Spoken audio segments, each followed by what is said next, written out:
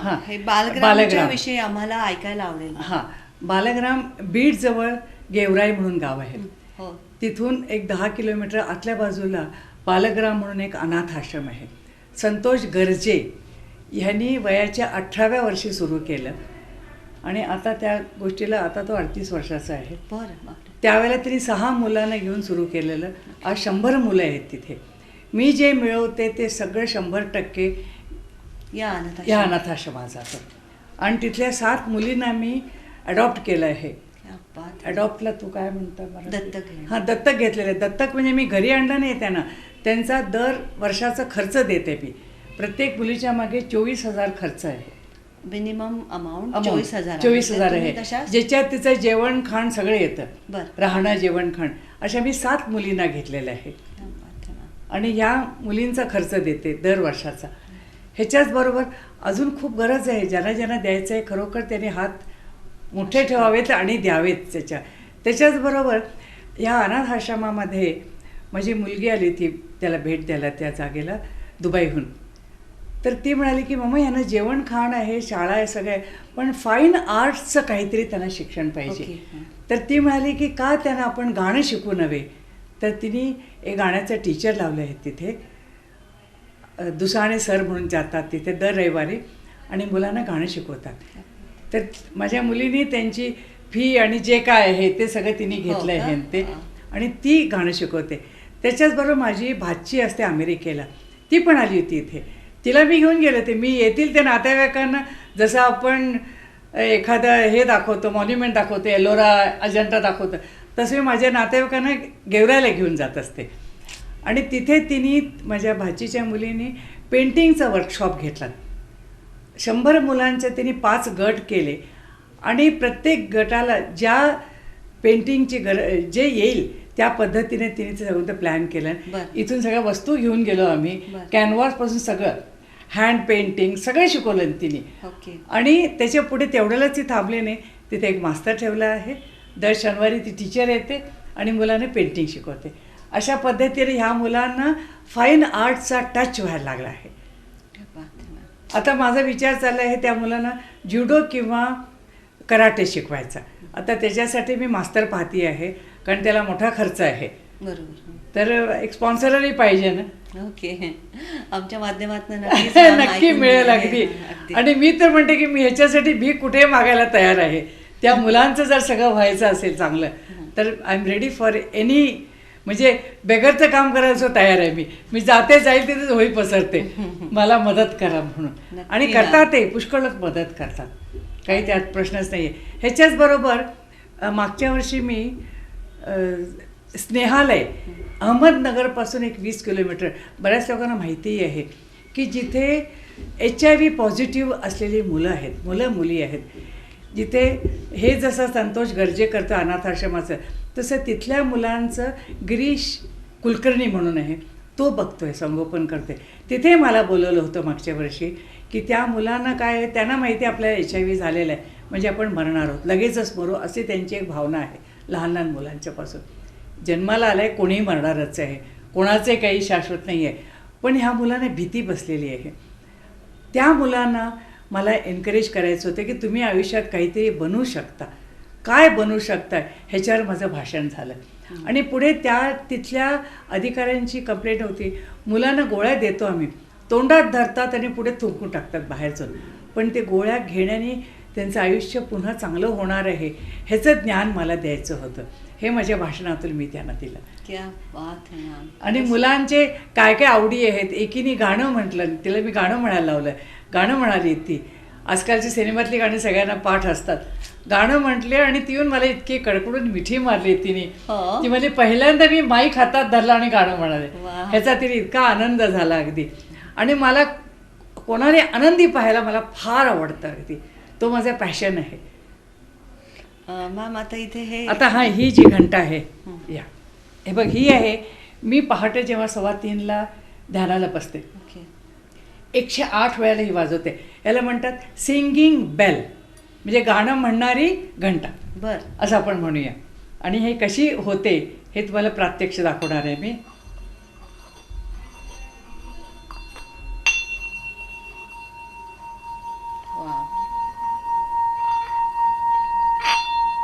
हे मी 108 वेळाला वाजवते रोज सकाळी, बापरे. जसं आपण जपमाळ ओढतो. ही आहे सिंगिंग बेल. ही अशी 108 वेळेला मी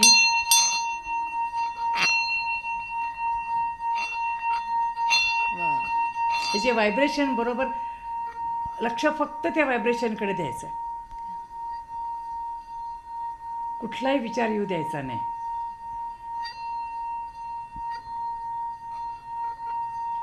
हे काय एक्झॅक्टली मॅम? हे आहे सिंगिंग बॉल ओके. आणि हे दोन्ही नेपाळहून आणलेले आहेत. बरं. हां, अच्छा. आणि हे कसं वाजवायचं हेही त्यांच्याचकडून शिकले मी. अच्छा, टेक्निक आता टेक्निक कसं आहे हे. बरेच लोक शोभेची वस्तू आणून ठेवतात पण त्यांना वापरायचं कसं माहिती नाही आहे बऱ्याच लोकांना. हे बघा आता हे जे आहे ना, हा बॉल आहे. हाही गाणं म्हणतो. डोळे बंद करून फक्त हा व्हायब्रेशनचा आवाज ऐकायचा आहे.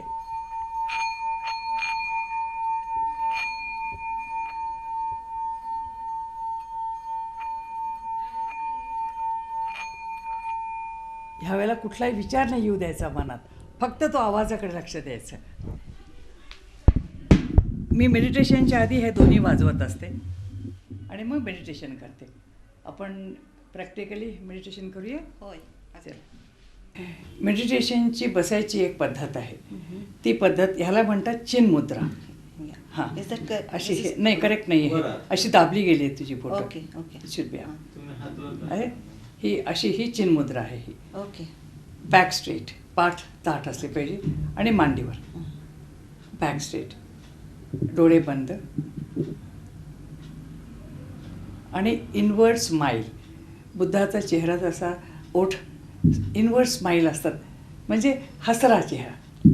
हसरा एवढ्यासाठी की मी मेडिटेशन करते, आनंद आहे मला, ह्याच्यासाठी इनवर्ड स्माईल. ही राईट पोझिशन मेडिटेशनची. आणि पाठ ताठ एवढ्यासाठी आपण जर पुढे वाकून बसलो तर पोटावर प्रेशर येतं. ओके. आणि ब्रीथ करायला त्रास होतो, श्वास घ्यायला. पण आणि ह्याला वेगळं ब्रिदिंग काय, नॉर्मल ब्रिदिंग करायचं आहे. शॅलो ब्रिदिंग नाही करायचं. शॅलो ब्रिदिंग म्हणजे काय, फक्त वरच्यावर ओके. नाही, पूर्ण श्वास. जेव्हा श्वास येतं पोट बाहेर येतं, श्वास सोडतं तर पोट आत जातं. पण नॉर्मल लॉंग ब्रेथची गरज नाही आहे. पण छान पोटभर श्वास घ्यायचा, आपण जे म्हणतो ना तसं घ्यायचं. अगदी छान वाटलं पाहिजे आपल्याला. ही राईट पोझिशन ऑफ इट. ही चिन्मुद्रा. Keep your eyes closed. अजून एक मुद्रा आहे ती दाखवते मी. अशी बसू शकतो किंवा क्लास्प युअर फिंगर्स. एकात एक हात असे जोडायचे, अंगठे चिकटवायचे, बेंबीच्या 2 इंच खाली ठेवायचं, म्हणजे ऑटोमॅटिकली बॅक स्ट्रेट राहिला. बेंबीच्या खाली ठेवायचं म्हणजे ऑटोमॅटिकली बॅक पाठ ताट राहिले की नाही. ही एक पोझिशन आहे. अशी अंगठे चिकटवायचे, back straight, automatically back straight होते. जेव्हा तुमची बेंबीचे 2 इंच खाली गेला की बरोबर होतच ते बॅक स्ट्रेट. ही एक आहे. पण नॉर्मली सगळ्यांनी ही जास्त कम्फर्टेबल होते. आणि आपण ही घेऊया, सोपी घेऊया. आधी मेडिटेशनची पोझिशन घेतल्यावर पाठ ताठ, चिन्मुद्रा, डोळे बंद, focus on your self, quieten your mind. Quieten your mind. मनाला अगदी क्वाइट करा, काम करा. मनाला सांगा काहीही विचार करू नकोस, शांत हो. आणि आपलं ऐकतं मन. आपण जे शिकवतो मनाला ते मन आपलं ऐकतं. शांत बसा. आधी गेट ग्राउंडेड. ज्या जागेत बसलेले आहात तो स्पर्श फील करा. तुमच्या पायाला, मांड्यांना जो स्पर्श आहे फक्त त्याच्याकडे लक्ष द्या. Be grounded in the place where you are sitting. Feel the touch of your close to your body. आपण जे घातलेले कपडे आहेत ते आपल्या शरीराला कसे स्पर्श करत आहेत त्याच्याकडे लक्ष द्या.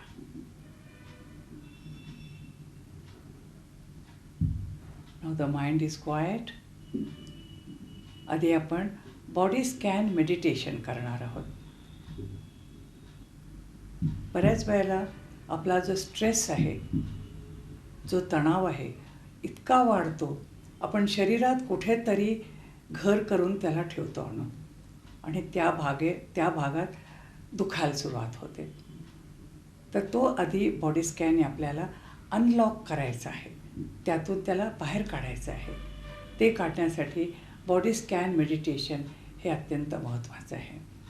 बॉडी स्कॅन करताना आपल्या पायाची जी बोटं आहेत, टोज ऑफ युअर फीट, सगळं लक्ष फक्त आपल्या पायाच्या बोटांच्याकडे न्या. आणि त्याचा अर्थ असा होतो, जेव्हा तुम्ही तुमचं लक्ष शरीराच्या कुठल्याही भागाकडे नेता, त्यावेळेला रक्ताचा प्रभाव, रक्ताचा फोर्स त्या भागाकडे पोचलेला असतो. समजा आता तुम्ही सुरुवात केली आहे टोज ऑफ युअर फीट, सगळ्या बोटांच्याकडे रक्ताचा जोर, सर्क्युलेशनचा विथ ऑक्सिजन आपल्या बोटांच्याकडे गेलेला असतो. त्याच्याने काय होतं, रक्ताचा तिथे जास्त फोर्स पोचल्यानंतर कुठलाही तिथे ती जागा हील व्हायला लागते. हील म्हणजे क्युअर नाही, क्युअर आणि हीलमध्ये फरक आहे. तुम्ही जो तिथे तणाव ठेवला आहे तो क्लिअर व्हायला लागतो. आणि असंच आपण करत करत हळूहळू पावलं, हील, अँकल, लोअर लेग, मांडी, प्रत्येकाला 30-30 सेकंड देत पोट, and then lower back, upper back, our excretory organs, abdomen, urinary system, reproductive system. मग आपण बेंबीकडे लक्ष देतो. आपली बेंबी ज्या वेळेला आपण आईच्या गर्भात असतो, when we were in the womb of our mother, we were connected with the cord, with placenta, where our identity was formed. तिथे आपली आयडेंटिटी फॉर्म झालेली असते. नंतर वेगवेगळी नावं दिले जातात, पण आपली आयडेंटिटी आईच्या गर्भामध्ये झालेली असते. आणि आपल्या छातीचा पहिला ठोका तिथून सुरुवात झालेला असतो. So that womb is your temple. आईचा गर्भ हे आपलं मंदिर आहे, देऊळ आहे. त्याला अत्यंत महत्त्व आहे. पुन्हा बेबीकडे या परत. आपण आता आईच्या गर्भात गेलो होतो. So back to your navel. हळूहळू आपण आता हार्टकडे जाणार आहोत. हार्ट बीट जेव्हा होतात ते असं दर्शवतं की आपण जिवंत आहोत. बऱ्याच वेळेला आपल्याला राग आला, दुःख झालं की ते हार्टबीट कमी जास्त तऱ्हेने वाजायला लागतात. रिदम राहत नाही, युनिफॉर्मिटी राहत नाही. आणि मग आपल्याला घाबरून एकदम एखादं BP होतो, हार्टचा त्रास होतो. पण मेडिटेशनच्या तत्वात काय आहे, जसजसं तुम्ही मेडिटेशन करत जाल किंवा बॉडी स्कॅन करत जाल, तेव्हा हार्टबीट युनिफॉर्म रिदममध्ये ठोके वाजत असतात. आणि त्या ठोक्याकडे लक्ष देणं अत्यंत महत्त्वाचं आहे. आता आपण आपलं लक्ष, let us move our awareness to our lungs. Lungs try to purify the air that we breathe in. It turns it into oxygen. And it is being transported to the blood for the purification of the blood. And then the blood along with the oxygen goes all over the body, round and round, day and night, without any rest. आणि जसजसं जातं, जेवढा शरीरात रक्ता प्रवाह जास्त होईल किंवा ऑक्सिजनचा सप्लाय जास्त होईल, तेवढा तुमचा आजार गेलेला असतो. Let us move our awareness to our palms and fingers. बोटं आणि तळव्याकडे न्या आणि तिथे रक्तप्रवाह कसा आहे, सर्क्युलेशन तुम्हाला फील व्हायला लागतं. Then the lower arm, elbow, upper arm. आणि आता आपण we are going to move to our sensory organs. Now that whole of the body under the neck is so well relaxed, आपण आता sensory organ starting from the mouth. आपण तोंडाचे संबंध muscles relax करणार आहोत, which includes lips, teeth, gum, palate, the whole of the mouth. Now be aware of your nose and nostrils. No breath, no life. And nobody knows when is our last breath. So be aware of each and every breath. Move your awareness to your ears, inner and outer ears. And now inner and outer eyes. आता एक पूर्ण लक्ष देऊन ऐका. Point between the two eyebrows, दोन भुवयांच्या मधला जो भाग आहे, ज्याला आपण कपाळ म्हणतो, ज्याला फ्रंटल ब्रेन म्हणतात, ज्याला फोरहेड म्हणतो आपण, तिथे आपलं फ्रंटल ब्रेन आहे. जसजसं तुम्ही मेडिटेशन करायला लागाल तसतसं ती जागा हुशार होत जाते, तिथे शहाणपण यायला लागतं. कारण काय, आपण फोकस करायची आर्ट शिकतो आहोत, how to focus. So there the expansion of consciousness happens and that is directly connected with your left brain. So we need to focus on our forehead. आणि एक लक्षात घ्या, कोणीही कपाळाला अठ्याही आणू देऊ नका. अठ्या आणलात म्हणजे तुमचा त्रास वाढायला लागतो. सॉफ्ट ठेवा, कपाळ केव्हाही सॉफ्ट ठेवा, कारण तिथे आपलं फ्रंटल ब्रेन आहे. हे लक्षपूर्वक प्रत्येकाने केलं पाहिजे. Now let us move to our skin. पूर्ण जी त्वचा आहे, it has covered our body like an envelope, and we are protected from outside invasion. Be aware of your skeleton system. हाडाचा सापळा आहे, त्याच्याकडे लक्ष द्या. And now that the whole body is so well scanned आणि relax झाली आहे, now we will do the breath meditation. आता आपण जे केलं आहे, बॉडी स्कॅन मेडिटेशन केलं, आणि आता आपण ब्रेथ मेडिटेशनवर लक्ष देणार आहोत. आपल्याला जर शुद्ध मन हवं असेल तर शुद्ध श्वासाची गरज आहे. शुद्ध श्वास म्हणजे काय? Breath without any thought. कुठलाही विचार न आणू देता तो आत श्वास घ्यायचा आहे आणि बाहेर सोडायचा आहे. त्याचा अर्थ श्वासाबरोबर आत जायचं आहे, श्वासाबरोबर बाहेर जायचं आहे. आणि वॉचमनचं काम करायचं आहे आपल्याला. आपल्या अपर लिपला, ओठाच्या वरचा भाग आहे, त्याला श्वास आत जातो आहे ना बरोबर, श्वास बाहेर येतो आहे ना, एवढंच काम करायचं आहे आपल्याला. मन भटकायला जातं, जायला लागले की आपल्याला मला सांगायचं आहे, थोडा वेळ बाजूला राहा, stay away, don't run behind the thought, be with the breath, असं सारखं त्याला इन्स्ट्रक्शन द्यायचं आहे. बऱ्याच वेळेला काय होतं, हे करायला लागले की एक डुलकी येते बऱ्याच वेळेला. त्याचं कारण आपलं मन अगदी शांत झालेलं असतं, आणि केव्हाही मन शांत झाले की झोप लागते, तिथे स्पेस निर्माण होते. तर आपण ब्रेथ वर्क करूया. आपण 3 ब्रेथ वर्क करायचे आहेत. इन ब्रेथ आणि आउट ब्रेथ. ब्रेथ बरोबर आत जायचं आहे, ब्रेथ बरोबर बाहेर यायचं आहे. कुठलाही विचार न येऊ देता, कारण आपल्याला मनाची शुद्धता हवी आहे. मेडिटेशन म्हणजे आपल्या मनाला अंघोळ घालण्यासारखं आहे. अंघोळ घालून मन स्वच्छ करायचं आहे. So let us start with the first breath of in breath and out breath. First set of 5 in breath. श्वासाबरोबर आत जा, श्वासाबरोबर बाहेर या.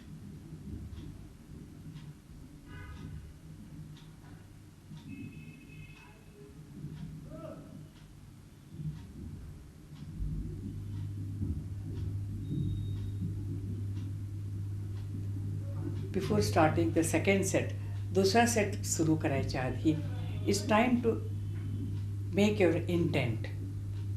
आपण I am willing to change, I am willing to forgive, I am willing to apologise knowingly or unknowingly if I have hurt anybody. हा आपला intent म्हणायचा आहे. आणि मग दुसरा श्वास सुरू करायचा आहे. पुन्हा 5 उच्छ्वास आणि in breath and out breath.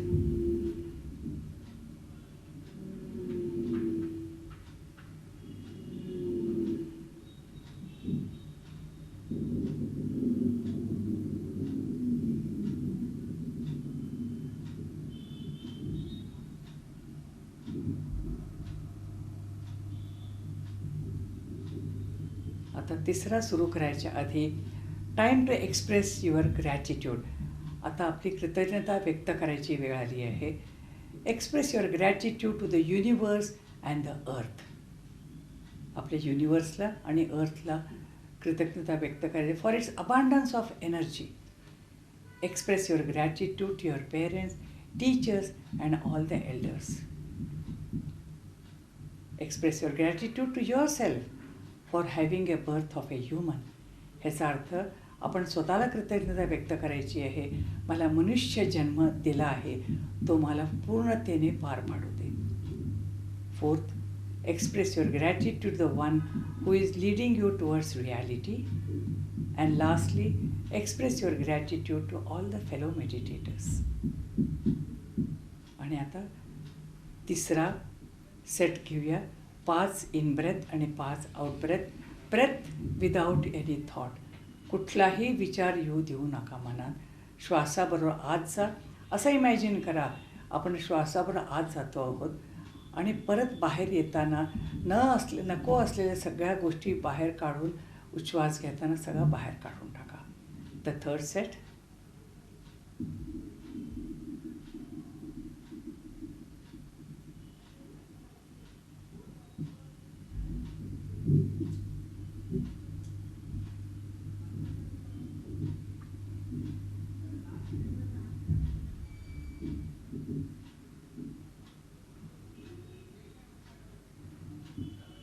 आता तिन्ही सेट झालेले आहेत.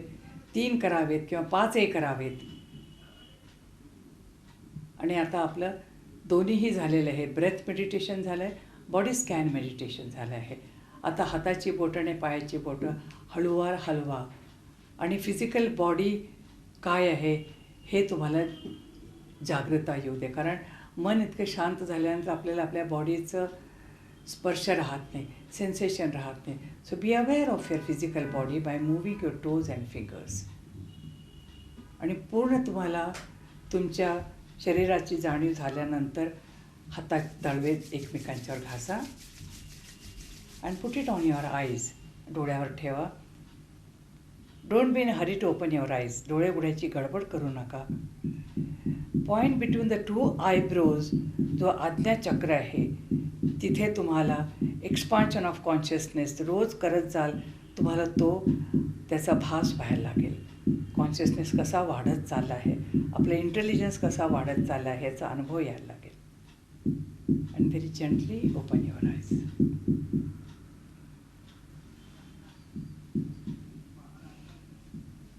सो हे मेडिटेशन म्हणजे आपण काय काय केलं. बॉडी स्कॅन मेडिटेशन केलं आणि दुसरं ब्रेथ मेडिटेशन. ब्रेथ मेडिटेशन 8 आठवडे हे प्रत्येकाने करायला पाहिजे. एक वेळ ठरवा, जागा स्वच्छ एक जागा ठरवा. रोज त्याच जागेला त्याच वेळेला बसा मेडिटेशनला. आणि या सगळ्या गोष्टीला एक अर्धा तास लागतो.